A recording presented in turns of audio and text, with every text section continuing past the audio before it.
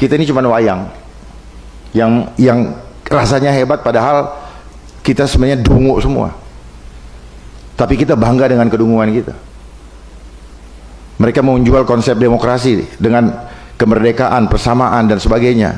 Itu sebenarnya hal yang meracuni kita, sehingga negara tidak pernah aman. Nah sekarang demokrasi nggak ada, nggak dimasalahin juga sama kita. Demokrasi kemana sekarang?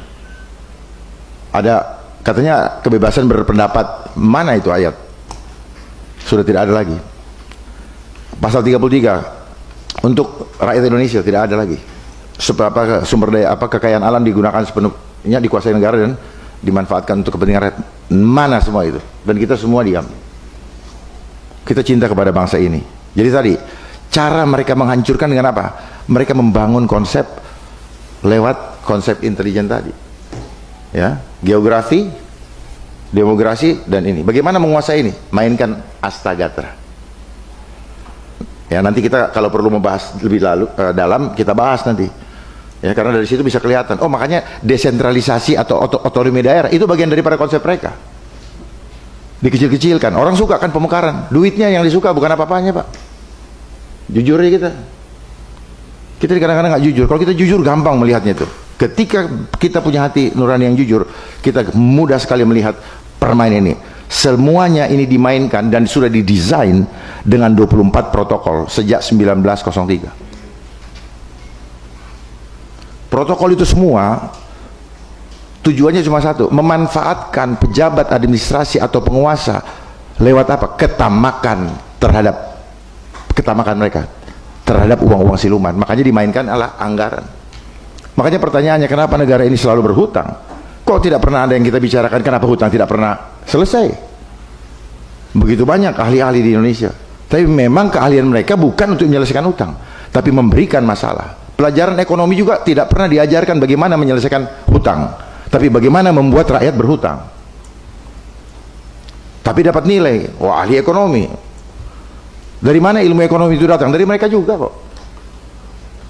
Jadi mereka memanfaatkan greedy kita. Kita dikasih agama dari sana juga kok.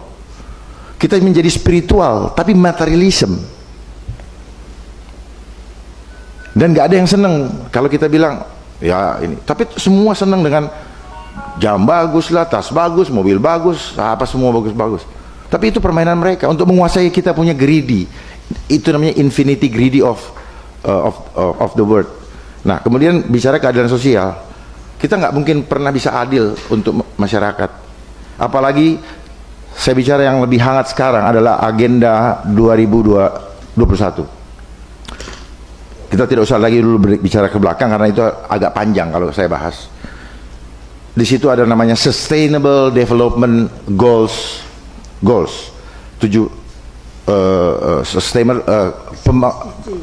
pembangunan yang berkelanjutan.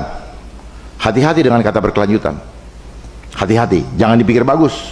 Karena ini adalah permainan di mana mereka ingin membuat hidup manusia eternity di luar Tuhan.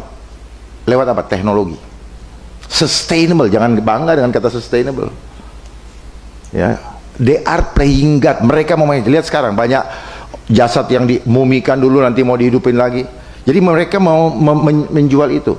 Mereka mau mengambil alih kendali manusia dari tangan kendali Tuhan dengan teknologi, termasuk digital.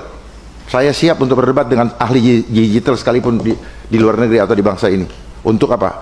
Ini adalah endgame, jebakan Batman.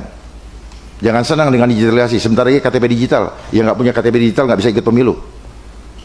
Sadar nggak? Ke bank, uang digital, nggak ikut itu, internet dimatiin, nangis lo.